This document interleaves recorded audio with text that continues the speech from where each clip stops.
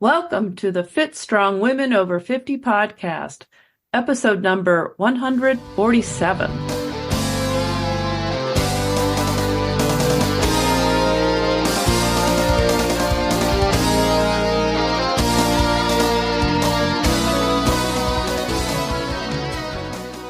Hi, everyone. I'm Jill. Thank you for joining us. And I'm Chris. Jill and I are your hosts for this podcast and the founders of the Becoming Ellie community. In case you're wondering, we decided to name our community Becoming Ellie because Ellie was the Norse goddess of aging who beat Thor in a wrestling match. Chris and I thought, hey, we want to be like Ellie.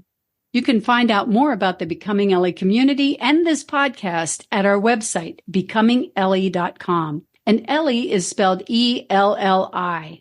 Be sure to sign up for our newsletter while you're there. That way you'll know about new episodes and anything else that's new with us. Today we're talking with Kim Rahir. At one point, Kim lost the ability to walk and was in a wheelchair. Now she's competing in Olympic weightlifting competitions. Kim is a health coach who helps women improve their health and performance. Let's hear what she has to say. Kim Rahir is a 60-year-old mother of three who was diagnosed with multiple sclerosis 10 years ago. She decided to ignore her then doctor's advice, muscle her way back to a happy life, and in 2023 became the European champion in Masters Weightlifting in her age and weight category.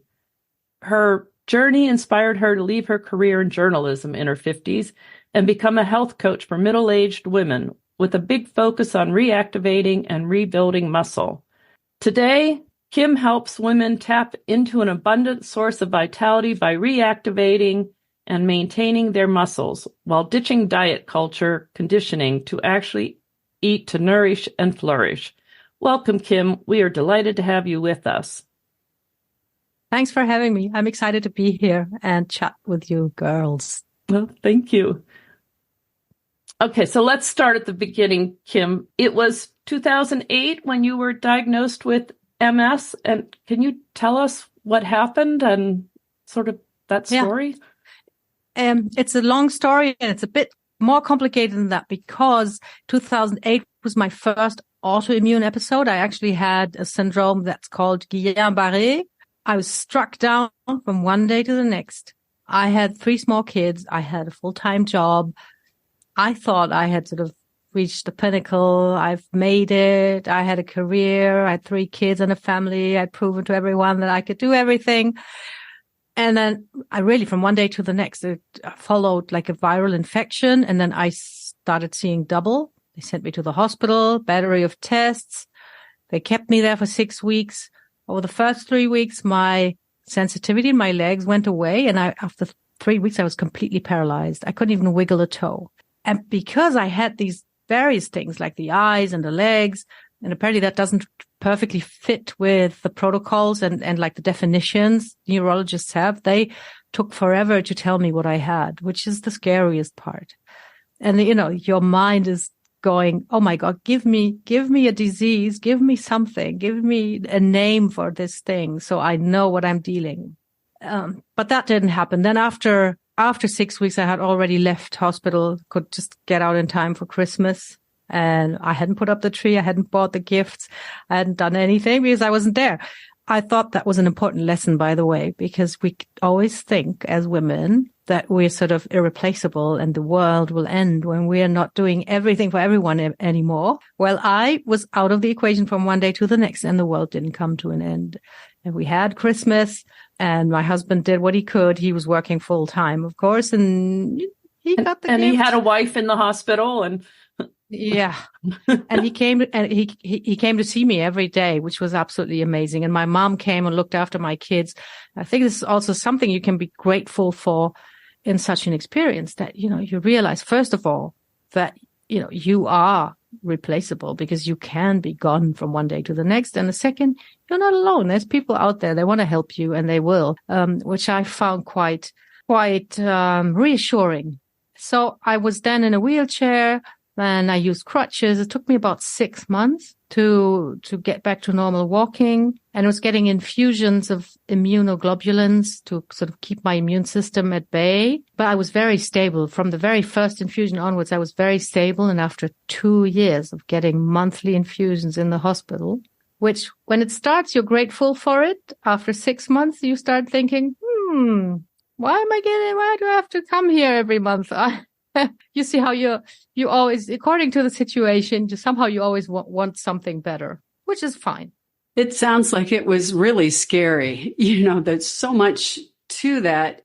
Trying to manage your mindset through all that process would take an awful lot of courage. It really would. What made you think to start moving, that I have to start moving?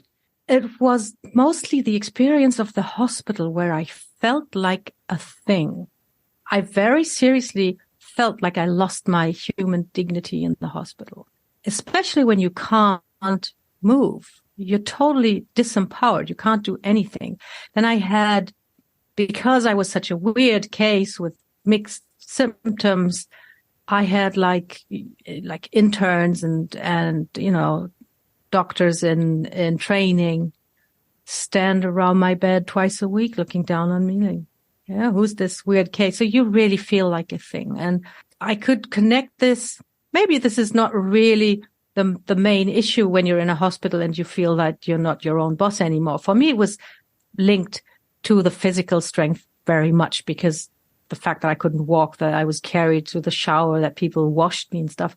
I really wanted to be physically strong again. And I thought that this would help me, feel empowered again. And feel like being, my own boss again, and like an autonomous human being who says where she wants to go and what she wants to do. The job you were doing prior to this, you were in journalism? Is that? Yes. I mean, that's not a physically, but you are active in that. I mean, it's not like you were just sitting somewhere crunching numbers or something. Mostly. No, but mostly you are actually. I mean, I liked working out even before my illness. I would go to the gym, but like in a spirit of, I have to work out to stay healthy. It was like going through the motions a little bit. And actually, when we had moved to, that place where I had my full-time job and where I got ill, I was doing shift work at a desk where you're like sitting for 7 hours. I think you get like a half an hour break, but that's it. You're actually sedentary. And my sort of fitness endeavors had slacked a little bit. We had moved to Berlin from Paris, and in Paris, you always have to walk. You do 10K steps a day without even trying, because this is how you move from A to B in Paris. Then we moved to Berlin, which is huge, and you do everything by car. And with hindsight now, I know that my physical routine had suffered. I think I also had a lot of stress doing that shift work, having 3 kids. I thought I had made it and I had proven to everyone that I could do both and how great I was. But I think I was really sort of exhausting myself pretty much and not recovering properly and not working out enough, not being physically active enough.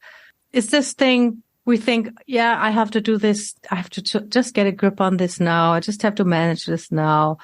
And then I get back to doing whatever later. And it's an important lesson. There's no later. Well, right. And it sounds to me like you were being very resilient during difficult times. I'm wondering, what does that mean to you? What is resilience to you, and how can people use that? I mean, how do people become resilient? Do you have any advice? Absolutely. And because that's something that I learned also during this time when I was ill. I think resilience, many things like resilience, self-control, willpower, we think it's like a character trait, right? We think it's like a moral virtue some people have, and other people don't have it. And I talk to so many women who say, I just have no willpower. I have no resilience. And I think resilience is actually just a network that you build for yourself. I found that because of my own experience, and I realized that I really had points of support in my family, my friends, my colleagues. But I realized how important that is later on also when I started working with women in fitness.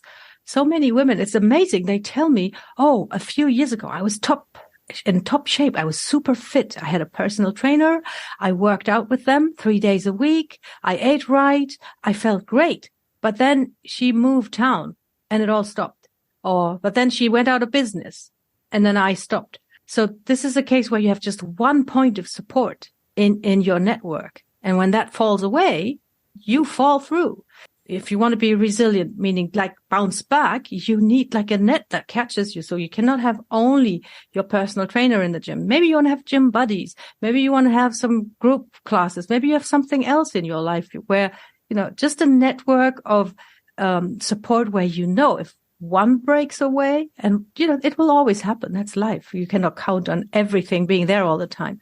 When one breaks away, you'd have the others to catch you, and you can then bounce back and start rebuilding the one that went away. Yeah, I love that thought. A network.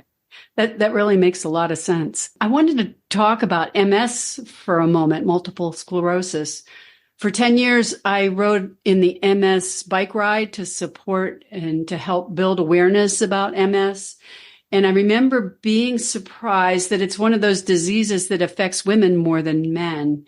And it has no specific cause and no specific cure. I just want to be clear to our listeners that we aren't claiming you can get MS from not eating right or not working out, And if I understand it correctly, MS has remissions and sometimes goes away completely. But there's no guarantee that everyone is able to do what you've been able to accomplish. Would you agree with that? Absolutely. And I think it's really, really good that you bring this up, because at no point will I ever claim that you can cure MS, by becoming muscular and strong. I really consider myself lucky in the sense that, yes, I have lesions in my brain and my spine. I have my left hand is numb to this day. So if I want to find my lipstick in my handbag with my left hand, I'm probably come up with the car keys because I don't have good sensitivity. What I do think is that in my case, it really helped me. It helped me because I sort of rebuilt my strength in my body, and it helped with my mental health because I became confident again. I overcame this feeling of being, subjected to treatments and diagnostics and everything. I felt like I could stand tall again, like literally. MS is a thing. And, when you get your diagnosed, you Google it a lot. Sure. There's a lot out there. Dr. Google, as they say. Absolutely. It has a million outcomes. Every single one is different. And it's great that you say it doesn't have anything to do with your diet or your exercise habits. Actually, I think that stress might be a thing, but I was raised in a very health conscious household. My mom in the 70s, she became a vegetarian and she was going on about healthy eating. And I mean, she was like a really early adopter of whole meal bread and what have you. And I remember when I got ill that I was like really disappointed because I thought, I had been looking after myself. Feel like it's something you did or didn't do. Right? And what I did didn't apparently help. I know now that I had a great grandfather who had MS, and I have 2 second cousins who have MS. So I do think there's probably some kind of predisposition to this. But when it comes to sort of, muscle and strength, no, it doesn't cure MS. But I think anything that you're struggling with, that any feeling of not having control over parts of your health, any feeling of being weak, low, even moody, not confident, no motivation, or struggling with your weight, there is none of those that cannot get better with training and becoming strong and muscular. You will always have positive effects. And even if it's only, and I, put this into air quotes, the effect on mental health that it has, I think that's a big one. Absolutely. If you gain confidence and positivity, that will carry over into your physical healing in some way. And I think that's that in itself is a great reason to start becoming active and lifting weights. So you were in a wheelchair, and then you were progressed to crutches, and then to being able to walk independently. And then did you begin to walk further and further? I mean, did you identify walking as a strength, as something to help you get back into the way you wanted to be? The main goal with walking again after this first episode, because, this was my Guillain-Barré and the MS came 2 years later. It's a whole saga of autoimmune things. But I remember walking a little bit further every day for me was directly connected to my idea of my autonomy, being able to go where I wanted to go, not waiting for someone to push me there. And first, I walked around the block with my crutches. Then my kids came home from school. I walked to the train station that was in our neighborhood where I could pick them up. And then I would take them to a small coffee shop that was right above the train station. And I remember one moment when we went in there and we had, they got hot chocolate and I got coffee. I picked them up from school with my crutches. I went to the counter, ordered coffee and hot chocolate, came back to the table. And then my kid said, "Mom, you left your crutch at the counter." And I said, oh my goodness, that was a day. There we go. Yes, wow. Absolutely. So it was autonomy. It was, of course, being there for my kids. It was it was really more about being myself and my own boss than it was about any direct health benefits. All the stuff that we know now about how walking is so great and how you need to walk. It wasn't a big thing at the time. You would say, yeah, go for walks and stuff, but now it's big and everybody knows, get your steps and stuff. So what prompted you to begin using weights? I had been training in the gym, but like with machines and stuff. And then I had this desire to get stronger. And what did I do? I bought myself a book. I bought myself a book that was called, hang on to your seats, Lift Like a Man, Look Like a Goddess. Great title. The authors today they say that they would never name a book like this again, that it was like cheesy or whatever.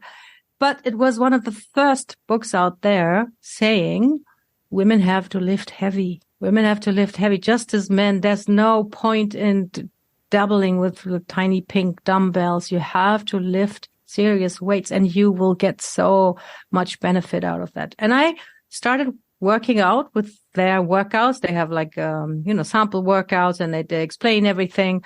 And they had another thing too. First of all, that you needed to lift heavy as a woman. And second, that you need to train movements, not muscles. In the sense, yes, you need muscle, you want to build muscle, but in your training, you want to focus on movement. And they were the first guys to go into this. And then functional training got really, really big. So what you want is, you don't want to do tiny bicep curls in the gym for hours on end. We all have these images still, right? From pumping iron in the 70s and Schwarzenegger and his friends doing like hundreds and hundreds of bicep curls. What we want now is we want the movements to sort of carry over into our everyday life. So what is this? It's pushing, it's pulling, it's picking something up from the floor, getting down on the floor, getting back up from the floor, things like that. You will build and strengthen your muscle like that. And you will also have direct carryover into your everyday life. You will realize all of a sudden, oh my God, the groceries, they don't weigh anything anymore.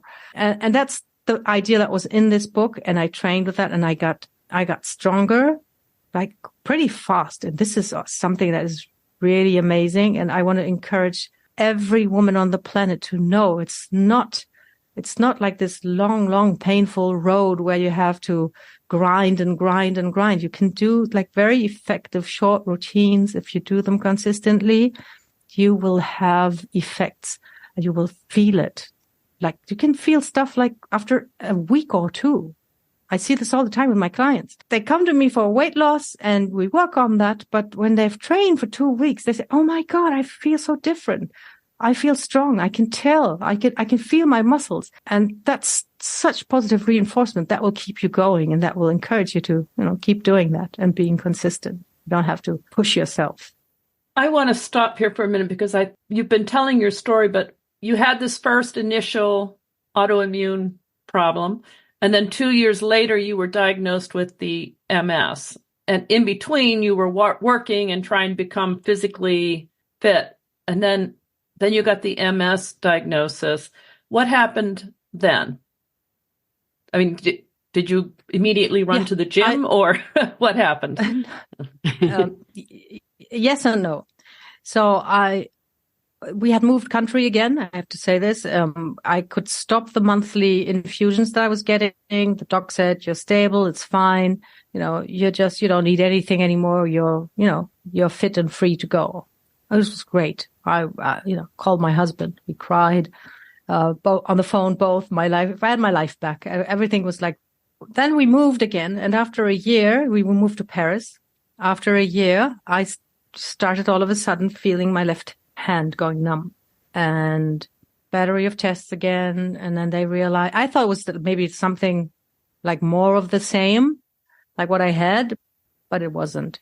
This was like a real MS episode where the immune system attacks the nerve substance.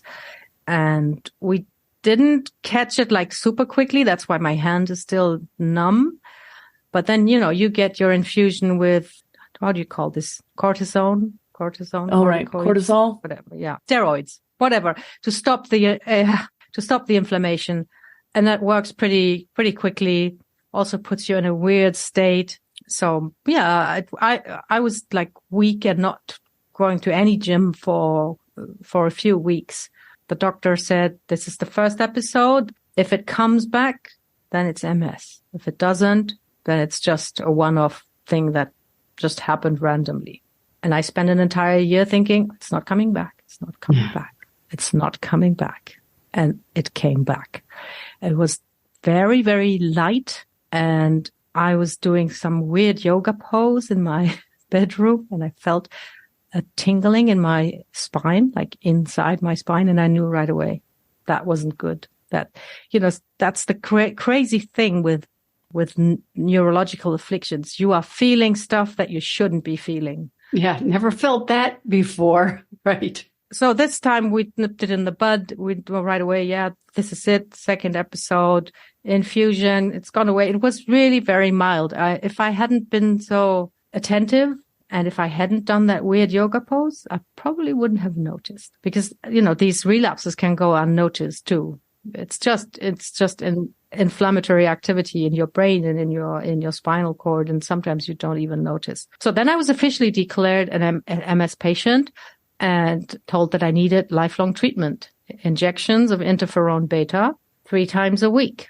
I fought with the doc for an hour. I didn't want lifelong treatment.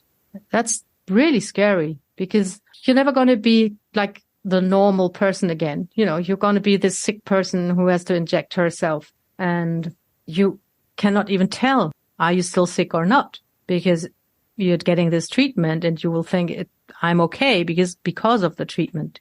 You might be okay anyway, and you don't need the treatment. You don't know that. It's like giving some of your power away again. And I felt that very acutely. But after an hour, he had been very patient. He got a little bit more impatient, and then I had to give in and I had to say, okay, then I'll do it. Who am I to say that I don't want this? You're scared. You never know where that's going to take you. MS. Will you end up in a wheelchair, or, losing your eyesight? Could be anything. So I said, okay, I'm going to do it. And I did that for, I think, at least 3 years. It made me feel really miserable. Every time I injected myself, you get these flu-like symptoms. You don't have the flu, but you feel like you have the flu. So I would inject myself and then take an ibuprofen or Advil or whatever you call it over there, and that's something I wanted to live normally. I didn't want to spend the days that I injected myself in bed or not doing anything. I really wanted to have a normal life. I insisted on that, and I was willing to, take some kind of painkiller or anti-inflammatory to do that. And I asked the doctor, who said I needed lifelong treatment, can I exercise? And he said, yeah, you can exercise. Just be careful. Not very wholeheartedly from the sound of things. No. And I thought about this answer for a long time, and today it nearly makes me angry, because it basically means I have no idea what you're talking about. I think from what I heard that exercise is good, but I'm also a bit worried about telling you to go at it, because I don't really know what's happening when you exercise. So I'm just going to say, be careful. So I'm not responsible. I don't say yes. I don't say no. I'm just sort of like very, very reserved and not committing to anything. And I think they don't have really proper training. I'm convinced now if doctors could prescribe strength training, the health situation would be so different in so many countries. I had another chat with a nurse, the one that showed me how to inject myself. And she said exercise is great for MS patients because it makes your body fatigue resistant. You fatigue your body, it learns to come back. And it's the same principle of exercise, when you train. You stress the body, it recovers and comes back stronger. And for me, that was like, a green light. And then I went back to the gym. I went back to my book. I went back to my workouts. The second diagnosis I had taken a beating mentally. It was, I had been given my life back. And then after a year, it was, oh no, we're going to take it away again. So I just decided I wanted to build myself back up again. And I knew that this was going to work. And except from my numbness from the numbness in my hand, I was okay. I could walk, I could lift, I could do things. And I started training again. From then on, it was like really like a linear improvement and progression. Was getting stronger and stronger. My neurological checkups were just like very, oh, wow. Yeah, you look great. And that was it. This thing called exercise is working. It is, absolutely. And then we moved countries again, moved to Spain. I found myself a new neurologist, and I hit the jackpot with that one because he's very up to date on all kinds of research, goes to conventions, and he knows the latest on MS. He will know. Well, he saw me for like 3 years, yearly checkup every time. And he was saying, yeah, okay, here, this thing, when the neurologist, they have you follow their finger with your eyes to make sure that everything works nicely. And he did this in a very superficial fashion. He knew I was doing great. And then we planned a vacation to go camping in Canada. And that was just before the summer. I had my checkup and I said, listen, we're going on a camping vacation. Do you think it's okay if I stop injecting myself for 3 weeks? Because I don't see myself, camping with this thing. It's not very hygienic and it's complicated and cumbersome. And he said, if you want to, you can stop, totally, just for good. I'm going to support you if you want to do that. We're going to see how it goes. If you want to keep injecting yourself and not take that chance, I'm going to support you too. You decide. And I said, hell yeah, I want to stop. Please, let's stop this. And then it turns out, and this was so great because he knew what he was talking about. He says, nowadays, we're not so sure anymore that this treatment is working at all. It's not really effective, which was so encouraging because I had been doing really well for years already. And if it hadn't been the treatment that was doing this, I could sort of be confident that I was actually better and that my immune system was not, creating havoc anymore. And that is now more than 6 years ago, 6.5 years ago. And I've had no treatment and I've had no relapse. Wonderful. Oh, wonderful. That's great. In our introduction, we said that last year you became the European champion in Masters Weightlifting in your age and weight category. Is that Olympic weightlifting? I mean, what is that? What are you doing?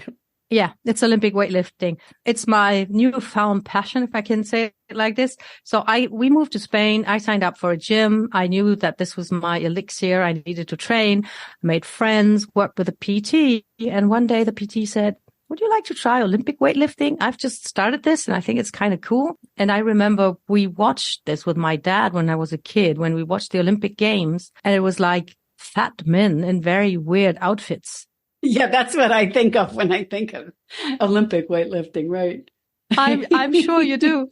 But I thought it was kind of cool too. And I tried and I was hooked right away because it's super technical. So you need to be strong, but your strength doesn't help you if you don't follow a certain technique, and I was 55 at the time. So, your brain plasticity. It's still there, but it takes a bit of time, and it's so challenging. So you never get bored. You just never get bored. So with the weightlifting, you do is that where you're doing the cleans and what exactly do you do? Yes. It's 2 exercises. One is called the snatch and the other is called the clean and jerk. In both, you have to get the bar, the loaded bar over your head. The snatch is in 1 movement and the clean and jerk is in 2 movement where you lift it, you clean it off the floor, rest it on your shoulders, and then from there you jerk it up. And I started doing that I think in 2018 for fun. And then I changed gyms. Actually, I left my commercial gym because I loved Olympic weightlifting so much. And I went to a pure strength and competitive gym. They have power lifters and they have weightlifters. And it's a club. So there's no mirrors. There's no music. You go there. The trainer's there, tells you what to do, and you train. There's also, it's just such a great atmosphere. There's no difference. Everybody gets the same program, whether you're 60 or 16. You work with percentages. So when you train for the snatch, you train with your 50% of your maximum weight that you can lift. So in my case, that will be maybe 20 kilos. And in a 16-year-old case, that will be 50. Doesn't matter. We train at the same intensity, which makes you feel part of a group, of a team. It's not like, okay, you oldies, you go there and you do some chair yoga. You just do the same as everyone. And you have like this family experience also because we're all, together. And then there's another thing, and that's about the weight, because you said the weight category, right? Can you imagine a situation where there's like 15 people in the room and one guy shouts out to you or to any woman, what's your weight today? And it's a category. It's how much you weigh, how much you lift. No moral judgment. No, nobody cares if you're, 140 pounds or 220 pounds. It's just a number in a roster. It takes all the stress, all the shame, anything so many women feel so much stress when they talk about their weight. It doesn't exist there. There's a lot of emotion around weight. Yeah, for sure. So in a weightlifting gym, it's just a number. At some point, yes, you want to make the weight for the competition, but that's it.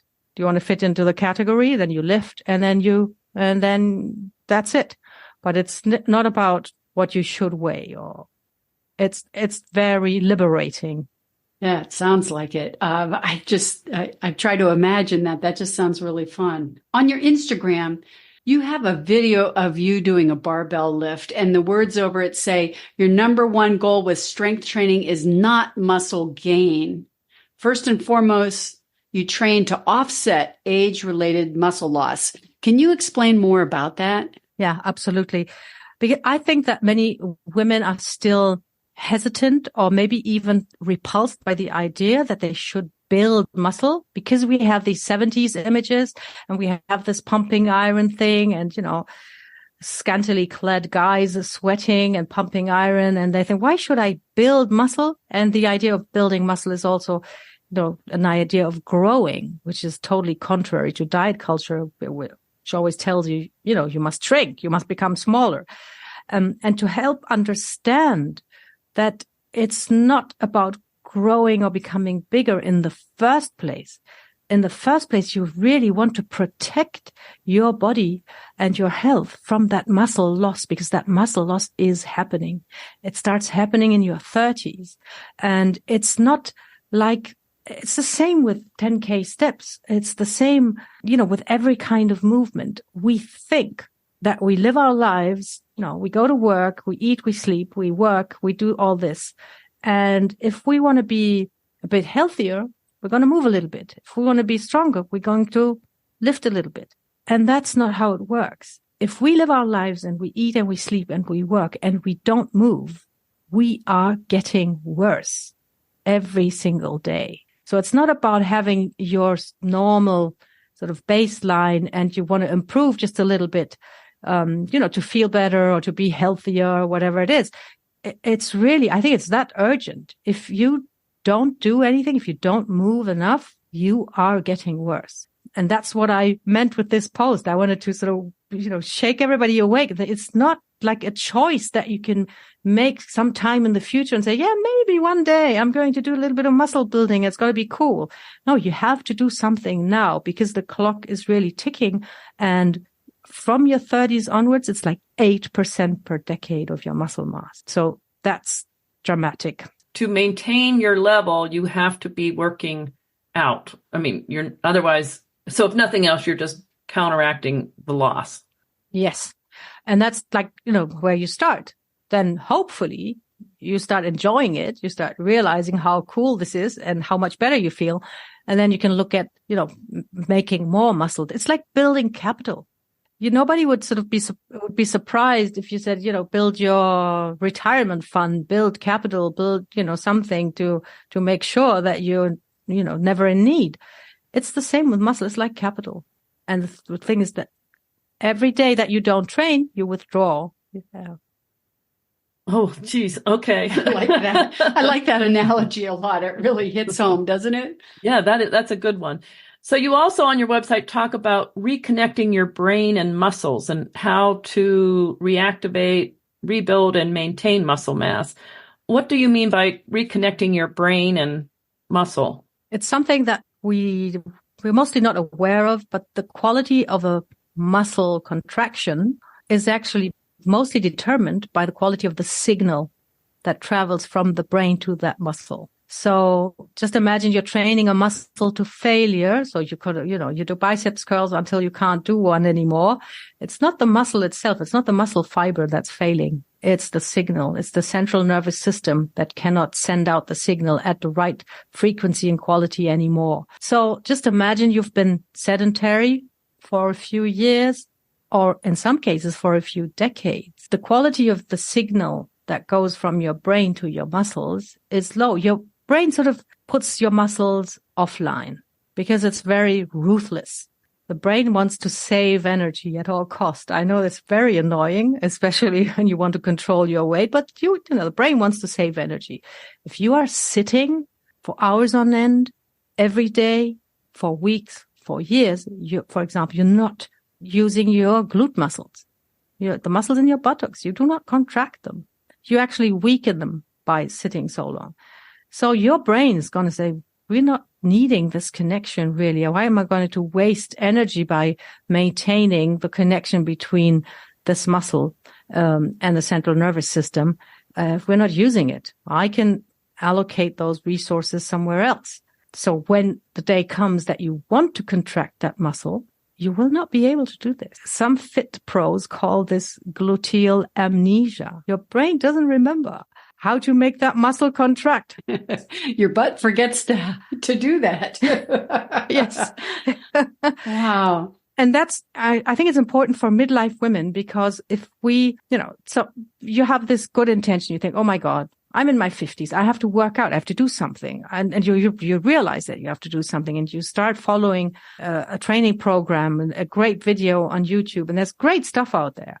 But if your body doesn't really know how to do these movements anymore, how to execute them anymore, you will get hurt because you will try to mimic a movement. You make it look like what it looks like in the video, but your body is going to recruit all sorts of weird parts of your body that are not really made to create and execute that movement, and you're going to get hurt.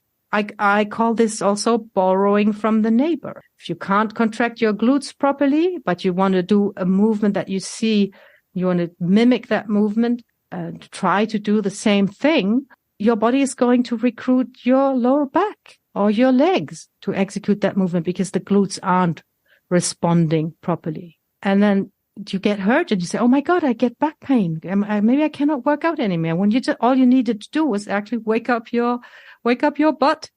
Oh, so I do sometimes say to my trainer at the gym, he'll tell me to do something and I'll do it poorly. And then all of a sudden I'll say, I can do this better when I actually think about it. When I get my brain to activate that part of my back or whatever, it actually works better than if I just try and do it without thinking about it. So you're making me feel better that I have actually said that. I need to think about Activate it. the right I have to muscle. get my brain involved here. Absolutely. It's not woo-woo. It's not like, oh, you have to, it's a mind-muscle connection really is a thing. And I mean, it's also a big thing in Olympic weightlifting because the technique is so complicated that you need absolutely full focus. If you don't focus completely, some, part in the chain of the movement will sort of collapse and then it doesn't work. So it's really important. And I think it's for midlife women, I really make sure that exercises are scaled to your level of ability as it is now. I know there's always a lot of, especially women, we always want to be perfect. We want to do everything right. And we think, oh, I should be able to do this. But make sure, that it's really scaled to where you are at. If you see an exercise video and they have various versions, for example, for a particular exercise, then you're in good hands because they are aware that, there are various levels on which you can do that. If it's just like a 20-minute follow along, gung ho, let's do this, chances are that you're going to have problems. And make sure you start where you are at. There's no shame in this. If you haven't done anything for years, you've done so for a reason, and the reason is perfectly valid. But if you want to start again now, make sure you start where you are so you can progress from there. Good advice. How is muscle related to overall health? Metabolic, bone, and even mental health. How does this help women avoid a host of health problems as they grow older? There's one thing about, especially the metabolic health part, I think is really fascinating about muscle. What most people know these days is if you have more muscle, you have a higher metabolic rate, so you have a higher energy expenditure even at rest. So basically, more muscle, you can eat more without getting fat, which is great. And it's good that people know that. But there's another part to that, which is really great. And that's blood sugar management, because your muscle is a huge storage site for sugar.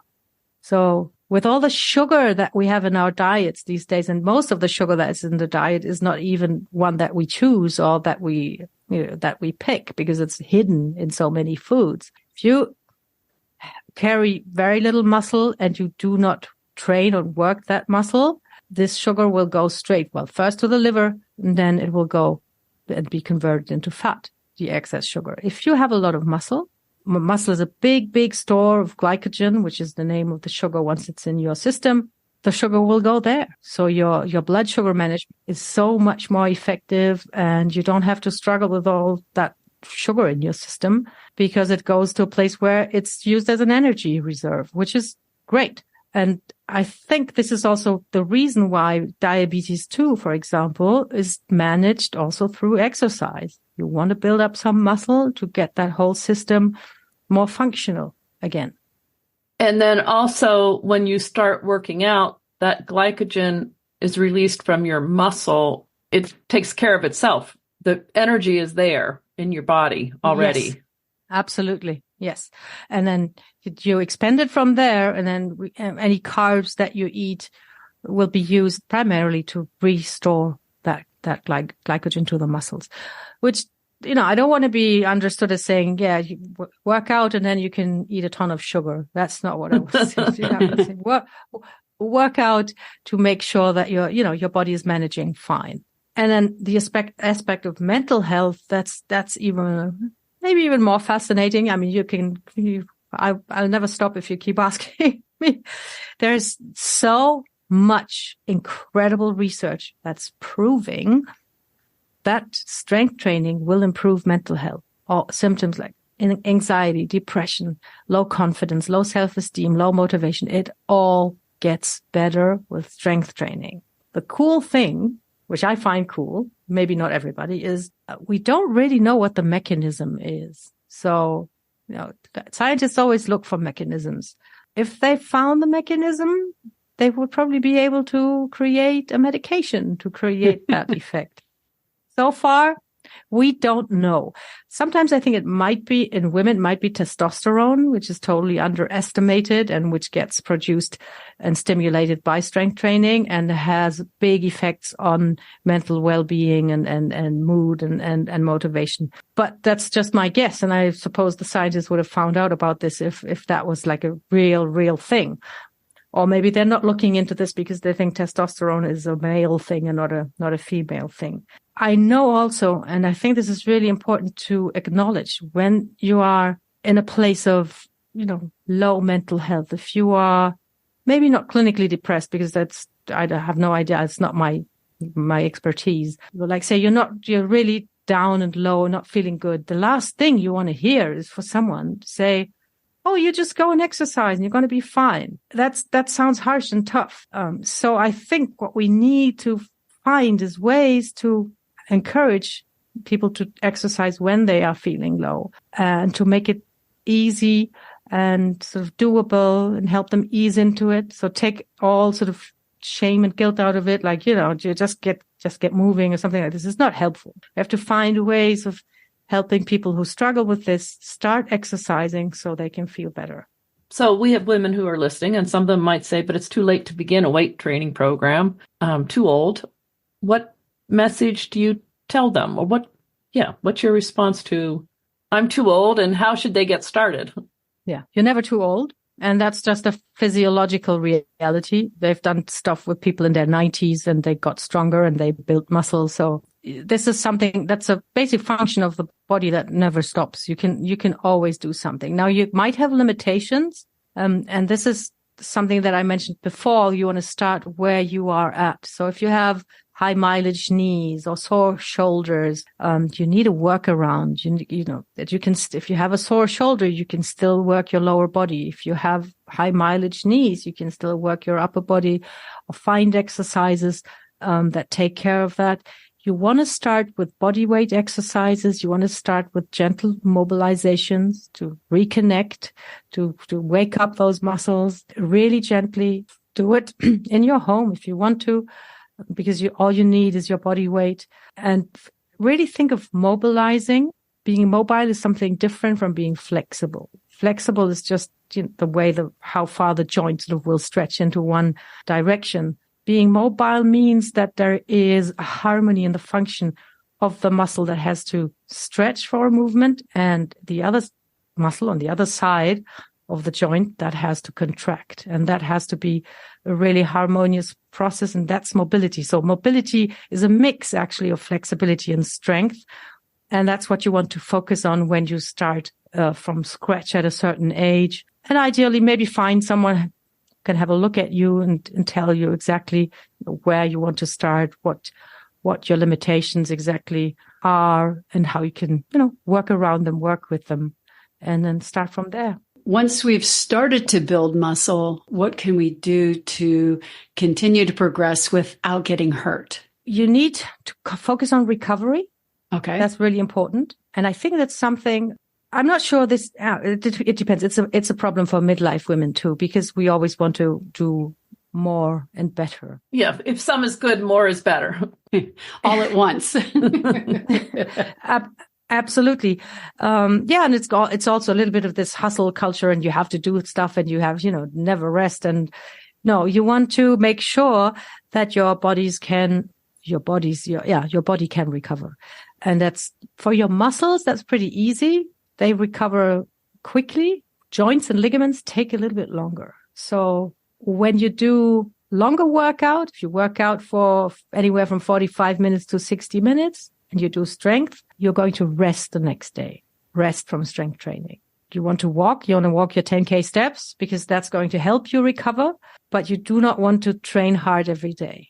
So active recovery. Yeah. What I use in my approach, I do something like 15 minutes every day, because mobilization is such a big part of this. There's something you want to do every day without overloading the muscles. So you start with 15 minutes every day, low resistance. You don't have to pack a gym bag. You can just get it done.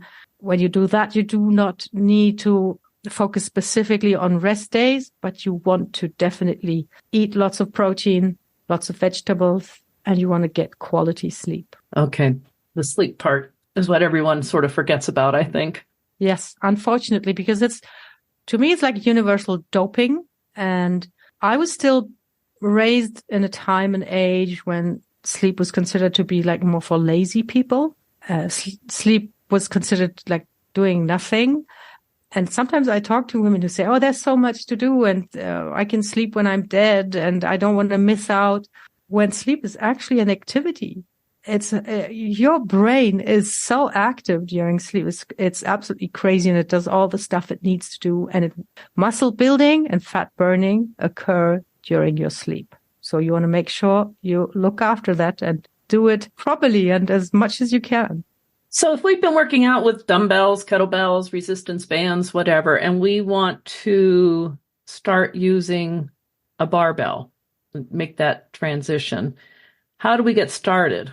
Well, you probably want a coach or someone who will help you with your technique. From a strength perspective, if you have done free weights and kettlebells, you're fine. You don't have a problem. You're strong. The barbell is just a different technique, different positioning, looking after your spine, a really good form for the exercises that you do with a barbell, which is mostly deadlifts, squats, presses. Have someone spot you or show you how to do this. Make sure that you learn the movements with perfect form, but that's it.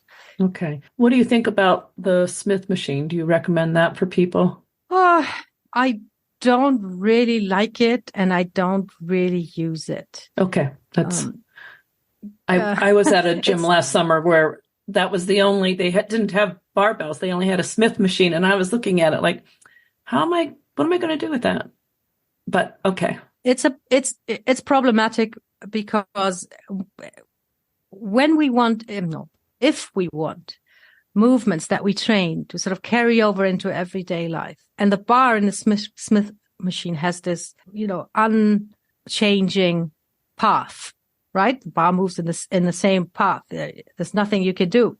So it will not adapt to your body, to the levers you have in your body, to your height, your size. It's going to be difficult. I'm not saying it's like horrible, and you can do something like hack squats, for example, where, the bar is sort of at the back of your back and it doesn't have to adapt to your body's movement against gravity. Okay. So you'd be better off to just get a trainer to help you make sure you're doing things with good form. Yeah, the good form, I think, is really the key to it, isn't it? Absolutely. So how can we overcome the stereotypes of muscle building as pumping iron and will make women bulky? I think there's still a lot of people or women who think that strong women aren't as feminine. Yeah, that's one of my pet peeves, actually, because first of all, because of the way our bodies are built and function, it's extremely hard, if not impossible, for women to get bulky. There are always outliers, genetic outliers, so to speak.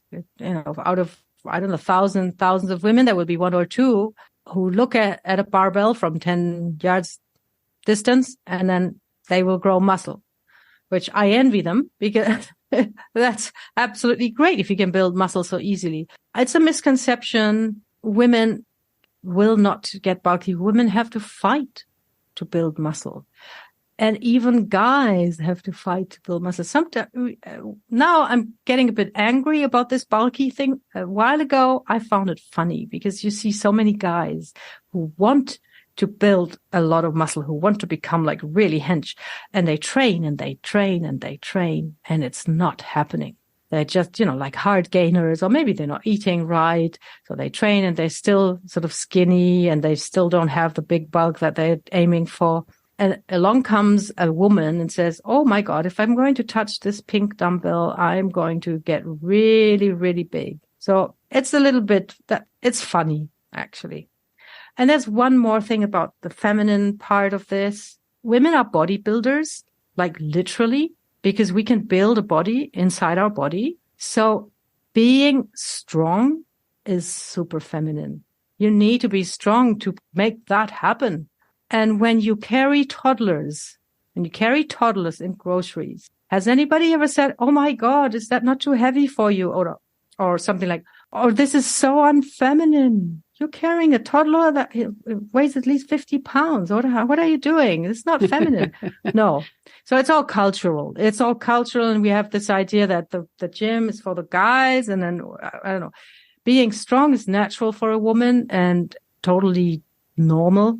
And I think, or even required if you want to have a good quality of life. It's a way also of liberating yourself from all these stereotypes, diet culture and pumping iron and being bulky. It's not a problem. You want to be strong. Make it about how you feel, not how you look. So if we've really gotten into building muscle, how do we find a competition to enter? Oh, that's interesting. It depends whether you want to be a power lifter or a weightlifter. For weightlifting, I think there are not so many clubs. I think in the US, it's pretty easy to find a club. It's very developed. You really need to find a club to help you, to train you, and they will know where the competitions are. There are various federations and rosters. It will always go through a club. You cannot go by yourself and say, I want to compete. I mean, you can, but it's going to be so much more complicated. And it's good to have professional advice when you start competing, because it's a whole different ball game. It's a whole different skill set. You don't even have any idea of all the things that you don't know when you start competing. So just a quick question. The difference between weightlifting and powerlifting is? Well, weightlifting has two movements, the snatch and the clean and jerk. Powerlifting has three movements, the deadlift, the squat, and the bench press. And the funny thing is it's called powerlifting, but those lifts that they do, deadlift, squat, and bench press, are actually very slow compared to Olympic weightlifting. Olympic weightlifting is very explosive. That's why so many athletes from all kinds of sports actually use it to improve their power, whereas the powerlifting movements are quite slow, very deliberate. Yeah, they lift more, heavier weights because they don't have to make it travel so fast. So I wanted to switch gears a little bit here to talk a little bit about eating and food. And I'm wondering, why do you say we should stop eating healthy? And why trying to eat healthy is the worst strategy for people who want to drop fat and become lean and strong. Can you elaborate on that a little bit? Yes, the main thing that you want to stop is trying to eat healthy. Gotcha. Okay. It's the trying part. Okay. Well, trying is a big part of this. And I can tell you, if I had a penny for every time a woman has told me, I'm just trying to eat healthy, I'd probably be in the Bahamas right now. Maybe not, but I'd be well off. Trying as a goal, you're setting as a goal that you want to try something.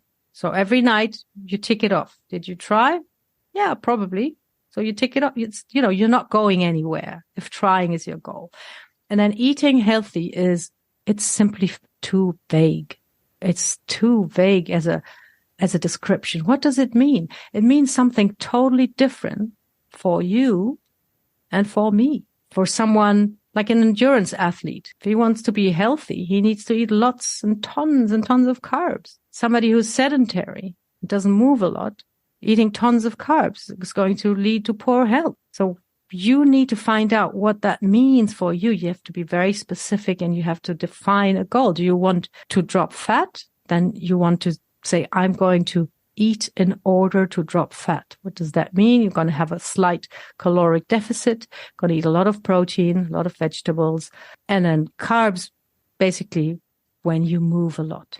But if you have intolerances, for example, then eating healthy is something totally different again, because there's stuff, for some people, dairy might be like totally important part of their diet to get their protein in or whatever. And if you have a dairy intolerance, it's not healthy for you. So the problem with trying to eat healthy is really especially as a midlife woman in your 50s, you cannot do vague stuff anymore. You have to really nail it. You have to be very specific about what you want and what you need to do to get there. So you're much better off to say, I eat a lot of protein and vegetables than I try to eat healthy, or whatever it is you decide you're eating. Yeah, absolutely. Make it measurable. Something measurable, right? I think when it comes to food, not everything is measurable, but when it comes to food, it's probably the easiest way to get going and to get like some positive reinforcement. Say like 5 portions of vegetable every day. That's something where, you go to bed at night and have I done it? Yes or no? You tick it off or you don't. But it's very clear whether you have reached that or not. What role did food have in your own health recovery? This is an interesting one because I was raised in a vegetarian household. My mom turned vegetarian in her 70s. And I had to just rediscover protein. And I put more emphasis on eating protein and thus eating meat, more meat and fish and chicken and things like that. I was not a natural at eating those. And that was the biggest change. I've always liked vegetables, and I've always been into the whole meal brown rice thing because my mom was this early adopter, but the protein part made all the difference. And that's why I think that now that I'm 60, I'm the strongest I've ever been in my life. How do you recommend that people eat? What advice, when you're working with someone, what advice do you give to them? Usually I start by recommending that they eat slowly. Ah, that's a good one. We can get so worked up about all this stuff. And so many women are totally confused and overwhelmed. Eat carnivore, eat vegan, eat this, eat that. This is also a matter of reconnecting, actually, as reconnecting with your body's signals. When have you had enough? Satiety. Because we have this onslaught of food offerings 24/7, are we actually eating when we're hungry, when our stomach is growling, or are we eating because it's lunchtime, or are we eating because we just saw a commercial on TV? So when you slow down, you feel much better what's going on, and you give your body time to send you the signals that you've had enough. When it comes to weight control, that's the best insurance policy of all, because wherever you go, whatever meal someone serves you, you're not always in control of what's on your plate, but you can always control how slowly or how fast you eat that. And then this lifelong practice, that's for sure, but you will be much more secure in knowing when you've had enough and overeat less. So that's the first thing. And then for me, it's just a simple blueprint. You want to have a source of lean protein in every meal and lots of vegetables, and then a bit of healthy fats and carbs according to your physical activity. And that's it. I think simplicity should rule everywhere. Well, you touched on this a little bit, but I was wondering, can you elaborate on the meaning of specificity and intention? Yes, absolutely. I think intention is the biggest thing of all. You want to be intentional.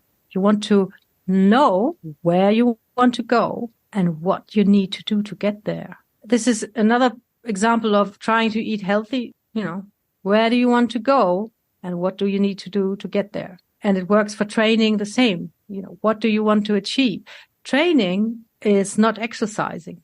Exercising is just moving in random ways and fun ways. There's nothing wrong with exercising, but training is where you set a specific stimulus in order to obtain a very specific result. So when we train for strength and for muscle growth, we set a specific stimulus, make sure that this exercise that we're doing will actually trigger muscle strengthening and growth. The best example is you train, for example, also for a marathon. You don't exercise for a marathon. So you have a specific goal and you do exactly what it needs to get there. That's really important. And I think with all the information out there, that just keeps sort of overwhelming us. Specificity gets lost. I talk to a lot of women who have a certain problem and then say, I have tried this, it hasn't worked, now I'm going to try this. But it's like random, the latest stuff that pops up in the Google feed, and you're so desperate to get better. They think, I'm going to try this. And you don't really ask yourself, what is it exactly that I want to achieve and what exactly do I need to get there? And just buying some herbal tea because everybody says it's so great, most of the time is probably not helpful. Good answer. Yeah. Thank you. So one of the things we really haven't talked about is your actual coaching services. And so maybe you can tell us a bit about that. I know one of the services you offer is helping people lose weight. Yes, I work predominantly with middle-aged women. Mostly they come to me because they want to lose weight, but we always go to the root cause, which often is fatigue, exhaustion, overwhelm. So it's a holistic approach. And we combat the fatigue with strength training at the level, where the client is at, starting where they can really get good exercise, positive reinforcement, not get hurt, and start as soon as possible. And then we work on eating habits. And this is all around habits, really. This is what will keep you safe. You're in Europe, but you just told me you had a client in Ohio where Chris and I live. So I know you obviously take virtual clients. You work with people remotely. Yes. I work exclusively online. And I think actually it sounds so weird, but the support is much more intense because you can be in touch 24/7. I mean, I do sleep, but there's no office hours. There's no meeting once or twice a week like you do with a PT. And the rest of the week you're on your own. I think online is really a blessing because you can have a really close connection. You can, shoot a message when you have a problem, or, share a quick win. You don't have to wait until we meet again next week or something. So, and I really always emphasize the part of the connection. You want to be connected to your process, to your fitness journey. And that works really fantastically well with online because we have these tools where we can actually be very close. So you do also help women figure out their workouts or what they're going to do physically. Yeah, absolutely. It's an entire package where we put it all together. The training, the eating, and the support. It's like the 3 pillars that you need to progress. And it's also flexible. So, we'll check in weekly just to make sure that the workouts are fine, that the eating is still working. Do we have to focus on something else, or do we want to tweak the workout? Sometimes it's like, oh my God, I've hurt my shoulder. Then we redesign the workout to make it possible to keep working out, to keep moving. If people want to follow you online, where would they find you? Where can they go?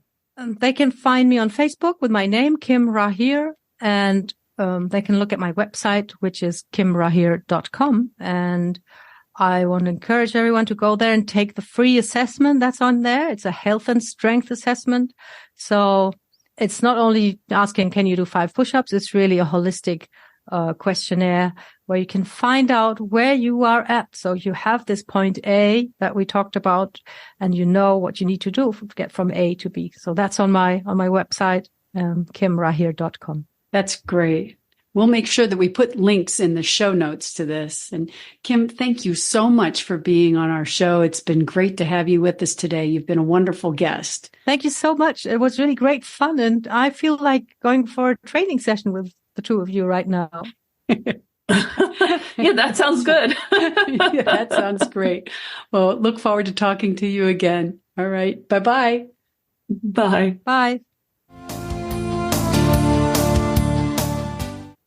Wow, Kim had some great information in today's episode. Just, when she talked about weightlifting as building capital, and every day that you don't exercise or you don't work out, you're making a withdrawal, that really hit home with me. And I was thinking about that. Yeah. The analogy of hitting your IRA or whatever, you're or right. Just the fact of, like you can eat right and you can do a lot of things right. But if you don't continue to build your capital, you're making a withdrawal. I just love that concept. Yeah, it's a great analogy, boy. Yeah, it is. I went back on Kim's social media to see her weightlifting videos. And I'm going to say that doing those Olympic lifts, that's hard, but she really made it look easy.